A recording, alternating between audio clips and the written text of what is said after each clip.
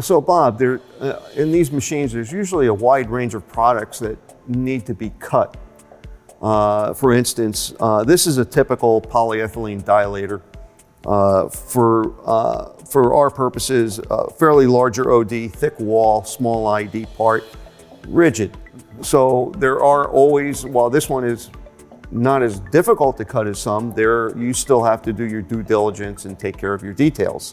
While on the other hand, you may end up with a very soft and flexible polyurethane that most people just cannot cut online, and they end up hanging them on racks and doing all sorts of strange things.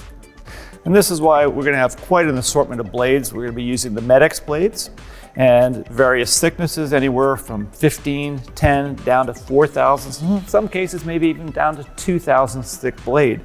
And with our blade arm, we've gone through quite a bit to design the blade arm to be the right dimension, so we have the right surface speed, so we can have the blade sticking out at a slicing angle, which will all change in cutting these different materials and having the proper cutter bushings. And what is the actual maximum blade speed on this machine? We're in on demand, we're actually let you go up to about 1,500 RPM, and if you were in flywheel, go up to about 3,000 RPM. So we'll have a very high surface speed. So 1,500 RPM is 33% higher than what most other manufacturers give us. And it was important because in a lot of materials such as this that people are having difficulty cutting today, that blade needs to slice through there very fast, and we can't have a lot of what we call interruption.